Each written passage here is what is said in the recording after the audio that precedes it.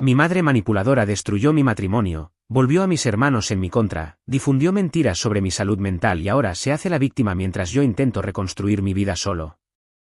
Tengo 39 años. Me casé a los 26 con quien fue mi mejor amiga desde que teníamos 19. Fue una relación real, de esas que no surgen todos los días. Nos entendíamos con una mirada, y aunque tuvimos nuestras peleas, como todos, nos respetábamos, nos escuchábamos, y más que nada, éramos equipo. Hasta que mi mamá metió la mano. Si tuviera que explicarlo con una palabra, control. Mi mamá siempre tuvo la necesidad de controlar todo. Dónde vivíamos, con quién hablábamos, qué hacíamos los fines de semana. Al principio era más sutil, con comentarios pasivo-agresivos o manipulaciones emocionales tipo «yo solo quiero lo mejor para ustedes» o «si no vienen a cenar, ¿para qué soy madre?». Pero con los años, eso se fue convirtiendo en algo más tóxico. Yo crecí en una familia donde discutir era pecado. Todo se barría bajo la alfombra. Todo se justificaba con frases como «es que tu madre es así» o «ya sabes cómo se pone, mejor no digas nada». Mis hermanos menores, una hermana y un hermano, aprendieron a callarse. Yo también lo hacía, hasta que me casé.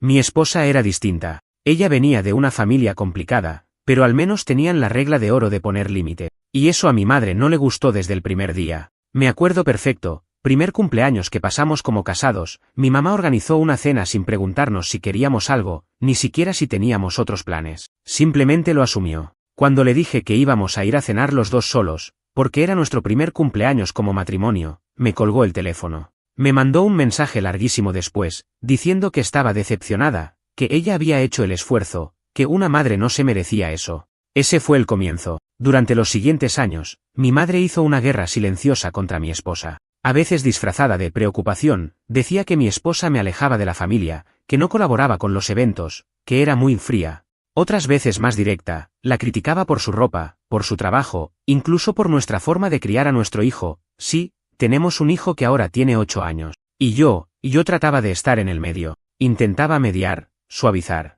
Les decía a las dos que no era tan grave, que había malentendidos, que podían llevarse bien si se daban una oportunidad. Estaba tan desesperado por mantener la paz que terminé traicionando a ambas, pero sobre todo, a mí mismo. Con el tiempo, mi madre fue envolviéndome en una especie de red de culpa. Me llamaba todos los días, se aparecía en casa sin avisar. Si no le contestaba rápido, empezaban los mensajes con tono trágico: estoy sola, no tengo a nadie, ni mis hijos me llaman. Me usaba como su psicólogo, su hijo, su paño de lágrimas, y su soldado. Y yo caía, una y otra vez. Mi esposa, por otro lado, cada vez estaba más agotada. Yo lo veía, pero no quería aceptarlo. Ella me decía: tu mamá está arruinando esto, y vos la dejás. Y yo, en vez de plantarme, le pedía paciencia, que era mi madre, que algún día iba a cambiar. Spoiler, no cambió. La gota que rebalsó el vaso fue hace 2 años, cuando decidimos mudarnos. Yo había conseguido una mejor oportunidad laboral en Colorado, vivíamos en Arizona en ese entonces. Mi esposa estaba feliz, mi hijo también. Iba a ser un cambio enorme, pero necesario. Estábamos listos para tener algo nuestro, sin esa presencia invasiva constante. ¿Y qué hizo mi madre? Llamó a toda la familia. Les dijo que la estábamos abandonando, que no iba a volver a ver a su nieto, que yo era un mal hijo, que mi esposa me había lavado el cerebro. Se armó un escándalo familiar ridículo. Mi hermano me dejó de hablar. Mi hermana me escribió un mensaje diciéndome que le partía el corazón verme actuar así. Todo por una maldita mudanza. Yo traté de mantenerme firme. Me dije que ya era hora de elegir mi vida, de proteger mi matrimonio, a mi hijo, a mí mismo. Nos mudamos igual. Pero no duró mucho. 2 meses después, mi esposa me dijo que no aguantaba más, que no podía seguir casada con alguien que no sabía poner límite, que me amaba, pero que la carga emocional era insoportable, que habíamos construido una vida hermosa, pero que la presencia de mi madre era una sombra constante, incluso a cientos de millas. Y no me lo dijo con odio, me lo dijo llorando, con dolor, con resignación, como alguien que amó con todo, pero que ya no podía sostenerlo sola. Yo lloré también, me arrodillé, le supliqué, le prometí que ahora sí iba a cambiar, que iba a cortar con mi madre, que iba a empezar terapia, que haría lo que fuera. Pero era tarde. Lo peor de todo fue que cuando le conté a mi madre, ¿sabes qué hizo? Se hizo la sorprendida. Dijo: ¿y yo qué tengo que ver? Me lo dijo así, con la voz más cínica del mundo, como si no supiera, como si no hubiera manipulado cada paso, cada relación, cada espacio que tocaba. En ese momento entendí que mi madre nunca iba a cambiar, que todo lo que ella hace lo justifica desde su amor de madre, pero en el fondo es un agujero emocional que nunca se llena, que quiere tener el control de todo porque si no lo tiene, siente que se desarma. Y entendí también que fui su cómplice por años. Por miedo. Por culpa. Por no saber ser hijo y hombre al mismo tiempo. Me quedé solo. En un departamento vacío. Mi esposa se volvió a Arizona con nuestro hijo. Y yo empecé terapia. Pero no porque quería reconquistarla, sino porque necesitaba entender cómo carajo llegué a esto. Cuando digo que todo se derrumbó después de la mudanza, no estoy exagerando. La separación fue solo la primera ficha en una fila larga de dominós que mi madre, consciente o no, había estado alineando durante años. Y aunque por fuera parecía que todo pasó de golpe, la verdad es que el desgaste había empezado mucho antes, solo que yo no lo quise ver. Después de que mi esposa se fue con nuestro hijo, me quedé en Colorado. En ese momento, sinceramente, me aferraba a la esperanza de que era algo temporal, que necesitaba espacio, que eventualmente se daría cuenta de que yo estaba cambiando, y que volvería. Pero no volvió. Y lo que más me dolió no fue que se fuera, fue darme cuenta de lo fácil que fue para ella respirar cuando ya no estaba yo con mi madre encima. Y no la culpo. Durante las primeras semanas, estaba como un zombi. Trabajaba, comía lo justo, dormía poco. No tenía ganas de hablar con nadie. Cuando me llamaban amigos, les decía que todo bien. Mentía. Vivía en automático. Hasta que un día, abrí el cajón de la cocina y encontré una nota escrita por mi esposa. Decía algo simple, casi tonto: no olvides comprar jugo para el nene. Te amo. Me quebré ahí mismo. Me caí al suelo con esa nota apretada en la mano como si fuera la última evidencia de que alguna vez alguien me amó de verdad. Y lo peor es que, mientras yo me desmoronaba, mi madre me escribía mensajes como si nada: te extraño, cuando vas a venir a visitar, tu hermana está preocupada por vos. Mi hermana, que también me había dado la espalda sin siquiera preguntarme mi versión, que decidió creer lo que mi madre les vendió, que mi esposa era una bruja manipuladora y que yo era un tonto sin carácter. El clásico guión. Y lo peor es que mi familia lo compró sin dudar. Lo que nadie parecía ver era que esa narrativa no era nueva. Mi madre ya había hecho algo parecido con otras personas antes, con sus hermanas, con mi padre, que se fue cuando yo tenía 12, incluso con amigas que de repente se convirtieron en enemigas. El patrón siempre fue el mismo: cuando alguien dejaba de orbitarlas, se volvían enemigos. Y la estrategia era clara: victimizarse, exagerar, dividir, poner a todos en su contra y quedar como la incomprendida. Y ahí estaba yo, ahora, en esa lista. El hijo malagradecido. El que la abandonó por una mujer que lo manipuló. Mi terapia empezó con una psicóloga que me recomendó un compañero de trabajo. Primera sesión, conté todo como una metralleta. Hablé 1 hora sin parar. Mi infancia, mi mamá, mi esposa, la mudanza, la separación, todo. Cuando terminé, me acuerdo que la psicóloga me miró con una cara entre pena y serenidad, y me dijo: vos viviste atrapado en un sistema de control emocional. Y recién ahora te estás dando cuenta. Y sí, fue eso. Mi infancia no fue necesariamente violenta, pero sí fue silenciosamente opresiva. Nunca me sentí con permiso para cuestionar. Nunca aprendí a poner límites. Lo que aprendí fue a complacer, a sostener, a no hacer olas. Y eso me sirvió para sobrevivir en casa. Pero afuera, me volvió débil. Eso mismo fue lo que me hizo fallar como pareja. Porque cuando hubo que elegir entre proteger a mi nueva familia o mantener feliz a mi madre, no supe elegir. Y no porque no quisiera, sino porque ni siquiera entendía que había una elección que hacer. A veces, en sesiones de terapia, jugamos con una frase que me dolió mucho la primera vez que la escuché: tu madre no te crió para que fueras feliz, te crió para que la cuidaras. Y la primera vez que lo escuché, quise negarlo. Pero después empecé a ver los patrones. Cuando me iba bien en el trabajo, se quejaba de que yo ya no tenía tiempo para llamarla. Cuando tuve a mi hijo, me decía que al fin ella tenía un nieto que la hiciera sentir amada, pero después se ofendía si no la dejábamos decidir sobre su educación. Cuando salíamos de vacaciones con mi esposa, me hacía sentir culpable por no llevarla a ella también. Todo, absolutamente todo, tenía que girar en torno a su vacío emocional.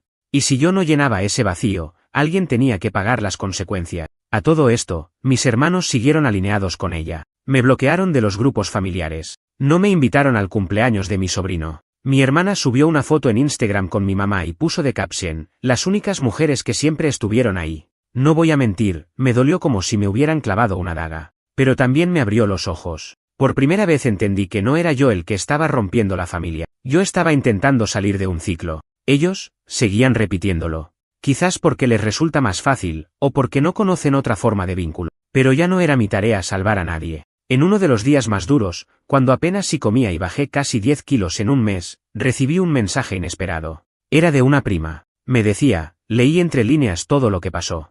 No sé si querés hablar, pero te creo. Lloré otra vez. Porque a veces, una sola persona que te cree, que te escucha sin pedirte explicaciones, puede hacer la diferencia. Y ahí fue cuando empecé a reconstruirme. Todavía me faltaba mucho, pero al menos ya no estaba en negación. Y mi madre, ella seguía como si nada. Publicando fotos con sus nietos, escribiendo frases tristes en Facebook, diciendo que sus hijos ya no la valoraban. Siempre con esa máscara de víctima. Siempre esperando que alguien le diga pobrecita. A esta altura ya había dejado de contar los días desde que mi esposa se fue con nuestro hijo.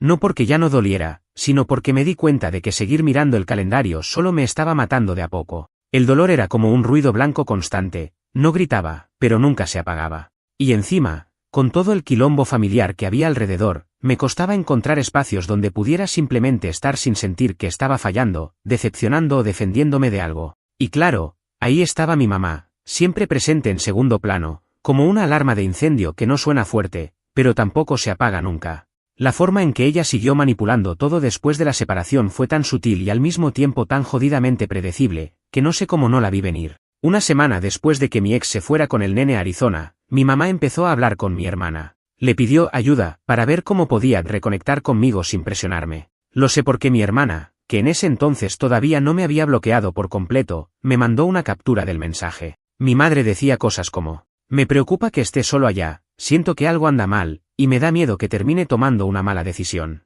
Ahí estaba, el disfraz de la preocupación. Siempre fue su jugada maestra. En vez de decir, quiero volver a tener el control, decía estoy preocupada. Porque la preocupación es más socialmente aceptada que el control. A los pocos días, me mandó un mensaje de texto. Uno de esos que claramente fue escrito varias veces antes de mandarlo. Hola, hijo. No quiero molestarte, pero estoy muy triste por cómo están las cosas. Solo quiero saber si estás bien. Te amo, mamá. Mira, cualquier otro hubiera dicho, bueno, al menos intenta acercarse. Pero yo ya la conocía. Sabía que no era por mí, sino por ella. No le preocupaba si yo estaba bien. Le preocupaba no estar en el centro de mi vida. No le respondí.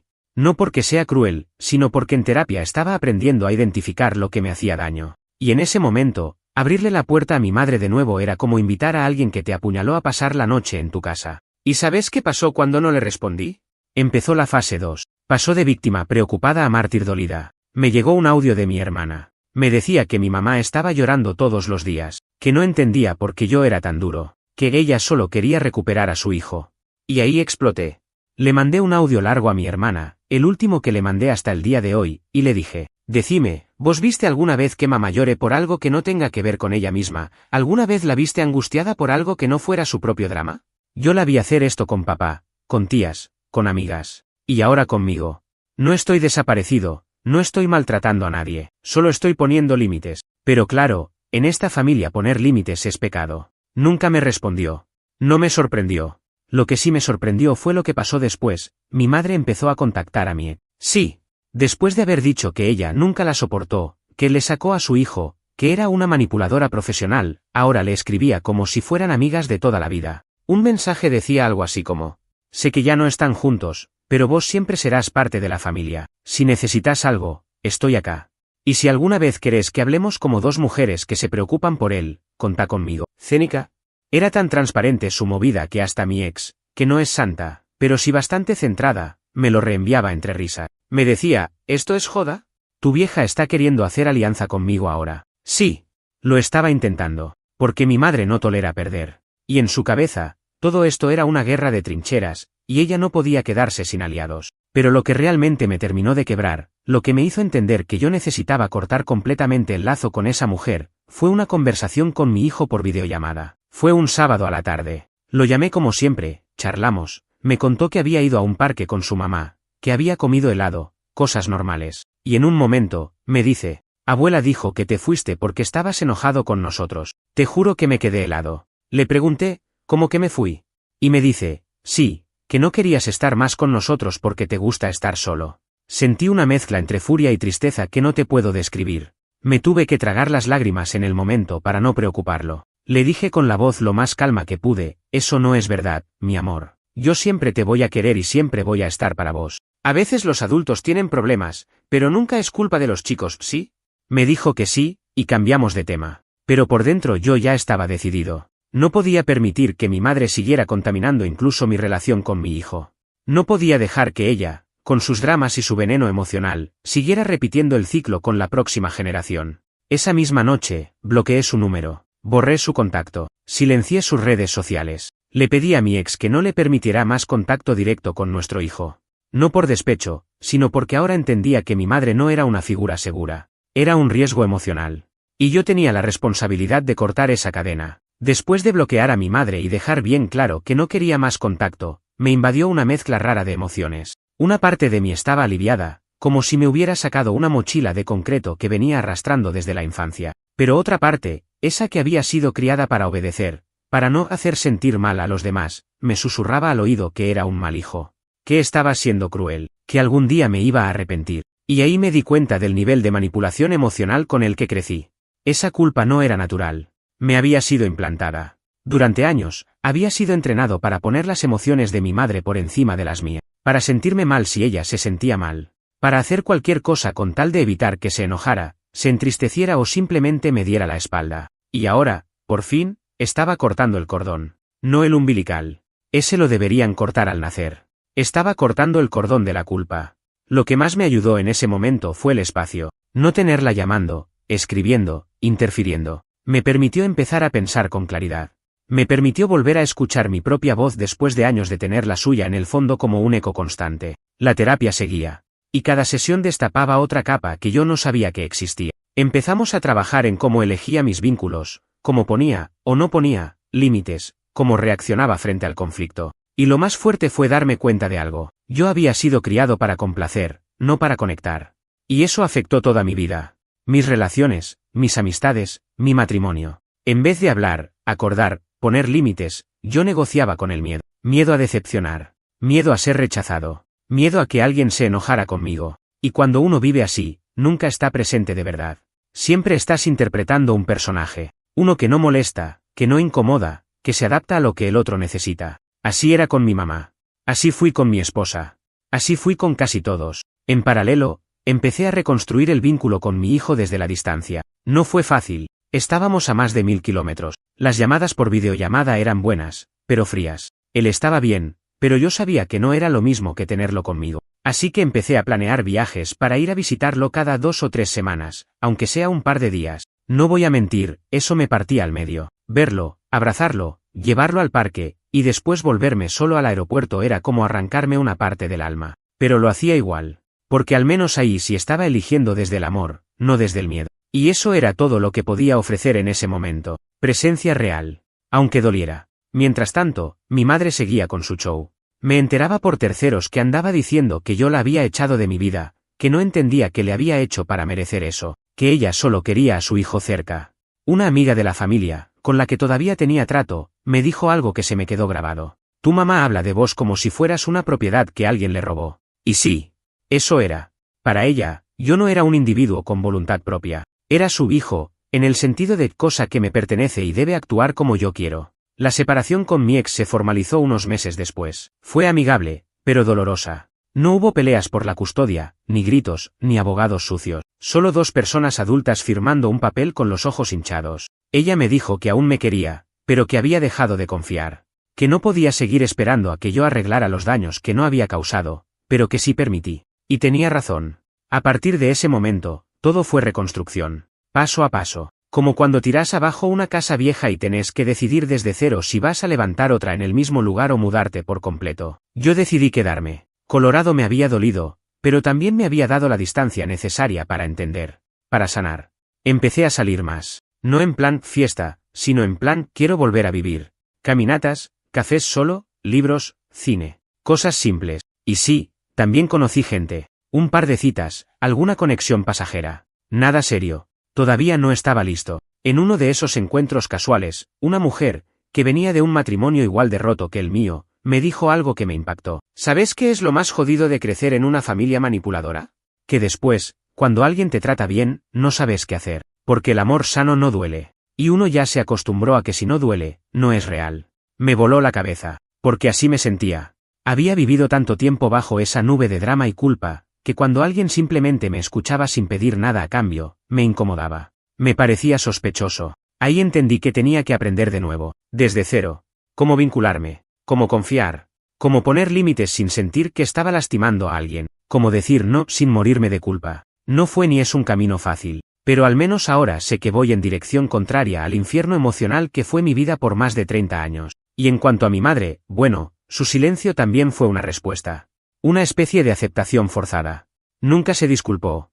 Nunca intentó reparar. Solo asumió su papel de víctima y siguió con su vida. En el fondo, creo que todavía espera que un día yo aparezca en su puerta pidiéndole perdón. No sé si alguna vez te diste cuenta de que estás respirando mal hasta que te alejas de lo que te ahoga. Para mí, ese momento fue una mañana cualquiera, casi sin querer. Me había despertado tarde un sábado, estaba solo en casa, hacía un frío seco de esos típicos de invierno en Colorado, y por primera vez en meses, no sentí esa presión en el pecho. No fue una revelación mística ni una escena de película, simplemente, noté que estaba tranquilo, sin mensajes pendientes, sin llamadas pasivo-agresivas, sin tener que revisar cada palabra antes de decirla. Fue en ese instante donde me cayó la ficha de que lo que yo llamaba familia había sido, durante años, una jaula emocional. Ese día me hice un café, me senté en el patio envuelto en una manta, y por primera vez en mucho tiempo, no sentí culpa por estar en paz. El proceso de sanar no es lineal, ni heroico, ni glamoroso, es feo, es desordenado. Un día te levantas sintiéndote fuerte y al otro te tira al piso una canción en la radio. Pero si hay algo que aprendí en este camino es que la sanación no es un destino, es una práctica, una elección diaria. Mientras tanto, mi ex y yo empezamos a establecer una dinámica más estable para criar a nuestro hijo. No fue fácil. Al principio, cada conversación era una especie de campo minado donde cualquier palabra mal dicha podía explotar. Pero con el tiempo, el respeto fue reemplazando al resentimiento. No porque olvidáramos todo, sino porque empezamos a entender que era más importante ser buenos padres que tener razón. Ella también estaba cambiando. La veía más firme, más segura. Y eso, lejos de molestarme, me inspiraba. Porque en el fondo, verla florecer sin la sombra de mi familia encima me hizo ver lo injusto que había sido todo para ella. Me bancó más de lo que debía. Aguantó en silencio mientras yo me debatía entre mi madre y ella. Y cuando entendió que yo no iba a elegir, o peor, que no sabía cómo elegir, decidió soltarse. Y no la culpo ni un segundo. En terapia, seguíamos escarbando capas. Una de las más profundas fue entender cómo mi madre había moldeado incluso mi forma de amar. Me hizo creer que el amor era sacrificio, sufrimiento, renuncia, que querer a alguien significaba aguantar, ceder, callar.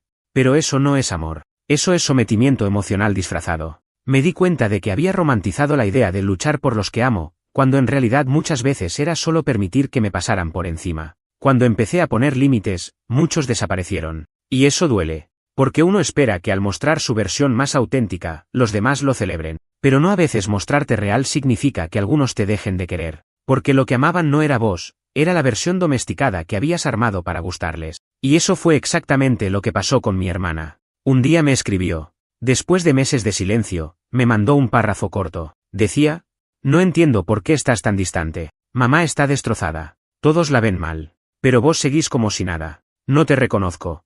No respondí. No porque no tuviera ganas, sino porque entendí que no servía de nada explicarle algo que ella no quería escuchar. Si todavía pensaba que poner límites era crueldad, entonces no estábamos en el mismo canal. Después supe, por otra prima, que mi hermana había organizado una intervención familiar. Querían que yo viajara para hablar todos juntos. Me negué rotundamente. ¿Qué iba a ganar yendo a sentarme en una mesa donde todos ya tenían su narrativa armada? Donde yo era el ingrato, el resentido, el que se dejó llenar la cabeza por la ex. No, ya no iba a ser parte de ese teatro. Esa fue otra cosa que empecé a valorar con el tiempo, la capacidad de decir no y no desde la bronca, sino desde la dignidad. Porque decir no también es una forma de cuidarse. Durante ese tiempo también volví a escribir, algo que había abandonado por años. Empecé un blog anónimo, donde hablaba de vínculos familiares, trauma generacional, límites, culpa. Nunca lo promocioné. Era más para mí que para otros. Pero igual, algunas entradas se viralizaron. Me escribieron personas contando historias similares, agradeciéndome por poner en palabras lo que ellas no sabían cómo decir. Y eso me hizo sentir útil. No importante, no influyente. Útil. Como si todo el dolor vivido no hubiera sido en vano si al menos servía para que otros se sintieran menos solos. A nivel emocional, seguía habiendo días malos. No te voy a mentir. Días donde extrañaba a mi hijo con una fuerza brutal. Días donde soñaba con mi madre y me levantaba angustiado. Días donde me costaba incluso salir de la cama. Pero ya no me odiaba por tener esos días, ya no me juzgaba por no estar bien. Había dejado de exigirme sanarme rápido, y eso fue un alivio enorme. En paralelo, retomé el deporte. Empecé a correr.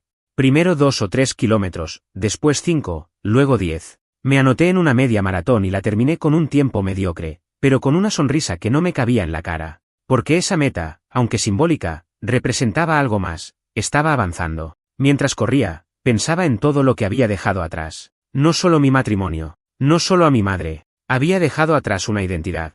Una forma de ser que no me pertenecía. Una personalidad moldeada por el miedo a decepcionar. Hay una parte silenciosa en todo este proceso de reconstrucción que nadie te advierte. No tiene que ver con tu ex, ni con tu familia, ni siquiera con tu madre. Tiene que ver con vos, con la parte de vos que permitiste todo. Con el tipo que te mira en el espejo y te pregunta en voz baja, ¿y por qué carajo dejaste que pasara tanto tiempo? Es una voz jodida. No grita, pero cala hondo. Y en mi caso, apareció una madrugada cualquiera, solo, sin poder dormir. Me levanté, caminé hasta la cocina, me serví un vaso de agua y me quedé ahí, con las luces apagadas, en completo silencio. Y de golpe, ese pensamiento, ¿y si yo también fui parte del problema? ¿Y si no fue solo ella? ¿Y si yo ayudé a destruir lo que más amaba? La terapia te obliga a mirar de frente todo eso, a dejar de buscar villanos externos y empezar a ver los lugares donde vos mismo te saboteaste. Porque sí, mi madre fue una manipuladora. Sí, mi familia se alineó con ella. Sí, mi ex se cansó. Pero yo me callé muchas veces cuando debía hablar. Me adapté cuando debía poner límites. Postergué decisiones por miedo a incomodar. Me convertí en un espectador pasivo de mi propia vida. Y esa verdad duele. ¿Mucho?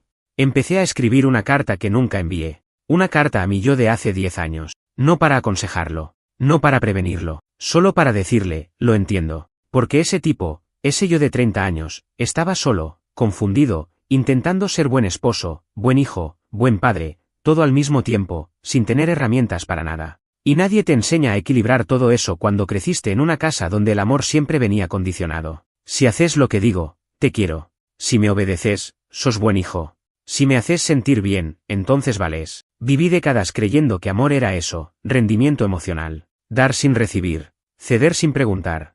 Y cuando llegó alguien que me quiso bien, mi ex, no supe sostenerlo. No porque no la amara, sino porque no entendía cómo se hacía. Ella me pedía presencia, y yo respondía con excusas. Me pedía que pusiera límites, y yo inventaba argumentos para justificar a mi madre. Me pedía un hogar sin ruido, y yo traía tormentas familiares a la mesa. Y sí, claro que me dolió que se fuera. Pero lo que más me dolió fue ver su paz después. Porque su paz me confirmó todo lo que no fui capaz de proteger. Durante ese tiempo, tuve varias oportunidades de reconciliarme con mi familia. Entre comillas, porque lo que realmente querían era volver a ponerme en el lugar de siempre, el hijo que no molesta, que aparece en Navidad, que sonríe en las fotos, que no incomoda con preguntas difíciles. Me escribieron para cumpleaños, para Pascuas, para el Día del Padre. Siempre con tono cordial. Siempre con frases tipo ojalá estés bien, o seguís siendo parte de esta familia. Pero ninguna disculpa. Ningún reconocimiento real del daño. Solo silencios maquillados de cortesía. Y yo ya no podía jugar ese juego. Porque entendí que seguir en contacto con personas que niegan su parte de responsabilidad no es sanación. Es recaída. Una tarde, después de una caminata larga, me senté a mirar fotos viejas. Aparecieron imágenes de cumpleaños familiares, vacaciones, cenas en casa de mi madre. Ahí estábamos todos, sonriendo. Mi ex, yo, nuestro hijo de bebé, mi hermana, mi hermano, todos. Y algo me llamó la atención. En casi todas las fotos, yo estaba más flaco, más cansado. No por el físico, por la mirada. Me vi y pensé, no sé quién es ese tipo, pero definitivamente no era feliz. Había una foto en particular que me destruyó. Estábamos en Navidad, mi ex sentada en el sillón, con nuestro hijo dormido en brazos, yo parado detrás, y mi madre al lado mío, con la mano en mi hombro. Una pose casi simbólica, yo atrapado entre ellas, mirando a la cámara con una sonrisa forzada. Esa imagen fue un resumen gráfico de lo que había sido mi vida por años. La familia me decía que extrañaban al viejo yo, que ya no era el mismo, que estaba cambiado, que se me notaba distinto. Y claro que sí, porque el viejo yo era un tipo quebrado que sonreía para que nadie preguntara nada. El viejo yo se tragaba palabras, emociones, broncas, para que todos estuvieran contentos menos él. Ese tipo ya no existe. A veces lo extraño, porque era más fácil ser querido cuando uno se borra a sí mismo. Pero también entiendo que ya no puedo volver ahí, porque ahora sé lo que cuesta salir. Hoy, mi relación con mi hijo es lo más importante que tengo. Él no sabe toda la historia, no quiero cargarlo con eso. Pero sí le estoy enseñando algo diferente, que está bien decir lo que siente, que está bien poner límite, que no tiene que hacer feliz a nadie más que a él mismo. Cuando viene a visitarme a Colorado, porque ahora viene seguido, se queda una semana, a veces más, nos reímos mucho, jugamos, cocinamos, vemos película, pero más que nada, hablamos de cosas simples, pero con honestidad. Y en esos momentos, me doy cuenta de que algo sí hice bien. Porque si él crece sabiendo que no tiene que vivir cargando la culpa de los demás, entonces ya gané. Lo que pasó con mi madre me dejó cicatrices, sí.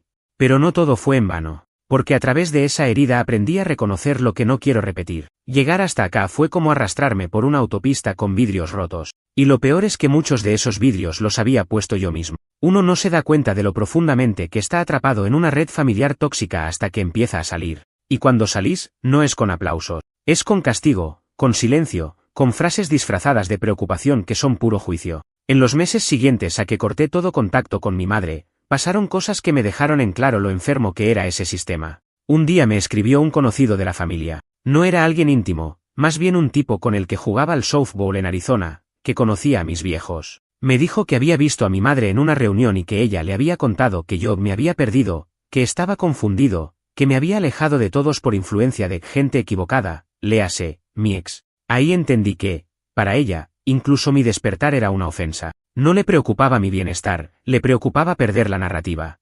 No podía soportar que yo contara mi versión, porque entonces el papel de víctima se le venía abajo. A partir de ahí decidí que iba a empezar a hablar. No por venganza, no por rencor, sino porque el silencio había sido el arma más poderosa que usaron contra mí. Y romper ese silencio se convirtió en un acto de amor propio. Entonces hablé. Con amigos, con familiares más lejanos, con algunos conocidos, no con tono de denuncia, sino con verdad. Contando lo que pasó, lo que viví, lo que sentí. Y fue impresionante la cantidad de gente que se me acercó con historias similares, de madres narcisistas, de padres ausentes, de familias donde todo se barre bajo la alfombra. Uno me dijo, tu historia me dio permiso para contar la mía. Y eso me quedó grabado. Empecé a tener un grupo reducido de personas con las que sí quería vincularme, gente que no me juzgaba si decía que extrañaba a mi hijo o que no podía dormir, gente que me escuchaba sin tratar de arreglarme. Y ese tipo de vínculos, aunque pocos, valen más que una docena de parientes que solo te aceptan si sos funcional a su narrativa. Durante ese tiempo, me animé a algo que había postergado por años, viajar solo. Me tomé una semana para ir a la costa de California. Me alojé en una cabaña barata cerca de Santa Cruz. Llevé libros, música y un cuaderno. No había señal en la zona, así que estuve completamente desconectado. Esa semana fue como una cirugía sin anestesia. Al principio me sentí incómodo, vacío, como si no supiera qué hacer con tanto silencio. Pero después empecé a escribir como loco. No cuentos ni ensayos. Escribí sobre mí, sobre cosas que nunca me había dicho, sobre los lugares donde todavía me dolía, sobre las partes de mí que me daban vergüenza. Lloré mucho esa semana, pero también me reí. Me reconcilié con partes de mí que había juzgado. Me dije verdades sin filtro, y volví a Colorado con menos miedo y más claridad. Mi ex notó el cambio. Me lo dijo por mensaje, estás más tranquilo, más presente. Lo noto hasta en tu forma de hablar. Fue uno de los elogios más honestos que recibí en mucho tiempo. No nos reconciliamos como pareja, y ya ni lo esperaba. Pero sí logramos algo mucho más sano, respeto real. Cero juegos, cero culpas cruzadas, cero manipulación. Si había algo que decir, se decía. Si algo molestaba, se hablaba. Y eso, aunque no nos volvió a juntar, al menos nos hizo mejores padres. Lo que sí me sigue doliendo, y creo que me va a doler por mucho tiempo, es el tema con mi hermana. Éramos cercanos de chicos. Nos protegíamos mutuamente cuando las cosas se ponían feas en casa. Y ahora, ni una palabra. Me bloqueó de todo. No quiso hablar.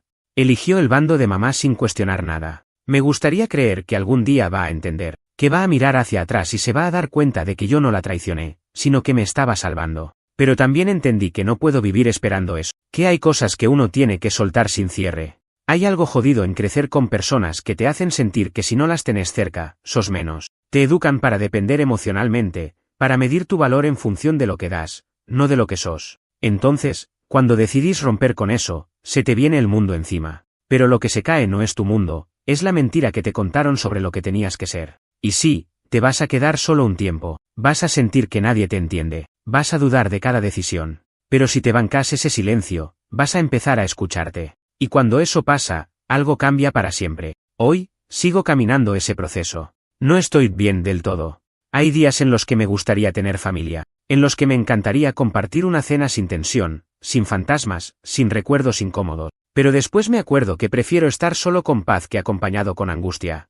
Estoy empezando a pensar en moverme de Colorado. No porque me pese, sino porque ya cumplió su ciclo. Pienso en Oregón o incluso volver un tiempo a Arizona, pero solo si se dan las condiciones. Mi hijo empieza a crecer y me gustaría estar más cerca. Me ofrecieron un nuevo trabajo remoto, lo que me da más libertad. Y por primera vez en años, estoy tomando decisiones solo en base a lo que me hace bien, no en función de complacer a nadie, ni de evitar conflictos, ni de mantener apariencia, solo pensando en mí y en mi hijo. Cierro los ojos y vuelvo a esa imagen, yo, en la cocina de la casa donde crecí, con 10 años, viendo a mi madre llorar en silencio porque mi papá se había ido otra vez. En ese momento sentí que tenía que hacer algo, que era mi responsabilidad cuidarla, sostenerla, hacerla feliz. Ahí empezó todo. Esa fue la semilla. Me criaron para ser un pilar emocional, no una persona. Y cuando uno crece siendo el bastón de alguien más, se acostumbra a quebrarse con tal de que el otro siga en pie. Hoy tengo 39 años. Me tomó casi 3 décadas entender que ese rol no me correspondía, que no era mi deber sostener a nadie que se caía a propósito, que se negaba a mirar sus propios vacíos. Y sí, cuando rompes con eso, se viene abajo todo lo que creías que era amor, porque lo que parecía afecto era dependencia, lo que parecía familia era control, lo que parecía sacrificio era manipulación. En los últimos meses he sentido una calma distinta, no una felicidad eufórica, sino una serenidad sólida, como si, por fin, estuviera construyendo algo sobre suelo firme, sin trampas, sin fantasmas, sin la necesidad constante de validación. Mi hijo viene más seguido. La relación con mi ex se mantiene estable, sin sobresaltos. Hablamos como dos personas adultas que se cuidaron lo mejor que pudieron, que se equivocaron mucho, pero que aún comparten algo esencial, el deseo de que nuestro hijo crezca libre, libre de la historia que nos marcó a nosotros, libre del peso de tener que sostener a otros antes de entender quién es él. Y eso es lo que más me importa ahora, enseñarle lo que yo no aprendí de chico, que puede decir que no sin culpa, que su valor no depende de cuánto complazca a los demás, que no tiene que quedarse donde no lo escuchan, ni justificar lo injustificable. Hace poco me preguntó si estaba feliz. Fue de la nada, estábamos en el auto, camino a ver una película. Me agarró desprevenido. Le respondí con honestidad. No siempre. Pero estoy tranquilo. Y eso es un montón. Él sonrió, como si no necesitara más explicación. Porque los chicos no quieren padres perfectos, quieren padres presentes, reales. Sobre mi madre, no hay mucho más que decir. No volvió a contactarme desde hace meses. Tampoco yo a ella. Al principio me costaba pensar que todo terminaría así, con silencio. Pero después entendí que el silencio también es una respuesta. La gente me pregunta si me gustaría reconciliarme algún día. Les digo que no sé. No porque no tenga claro lo que quiero, sino porque la reconciliación no puede nacer solo del perdón. Tiene que venir del reconocimiento. Y mi madre nunca reconoció nada. Nunca pidió perdón. Nunca se preguntó si, tal vez, su forma de amar hizo daño. Así que no tengo expectativas. Y por primera vez, eso no me genera ansiedad. Mi hermana sigue sin hablarme. Mi hermano, tampoco. En algún momento les mandé un último mensaje, más por mí que por ellos, diciendo que si algún día quieren reconstruir algo, desde la verdad, sin negaciones ni juegos, voy a estar. No me respondieron. No insisto. Volví a escribir en el blog. A veces subo fragmentos de lo que escribo en papel. Textos sueltos, pensamientos, cosas que antes ni me animaba a decir en voz alta. Un par se viralizaron. Algunos lectores me escribieron diciendo que se sintieron identificados, que ahora están poniendo límites por primera vez. Uno me dijo, leí tu historia y me animé a decirle a mi madre que no me hable más como si tuviera 12 años. Eso me basta. Si contar mi historia sirve para que alguien más se levante del pozo, entonces todo este quilombo no fue en vano. Hoy miro para atrás y no siento odio, tampoco nostalgia. Siento compasión por ese pibe que no sabía cómo decir basta. Que se creía valiente por aguantar todo, cuando la verdadera valentía era irse. Me llevó años entender que no soy cruel por poner límite, que no soy egoísta por pensar en mí, que no soy un mal hijo por dejar de ser el bastón emocional de una madre que nunca quiso sanar.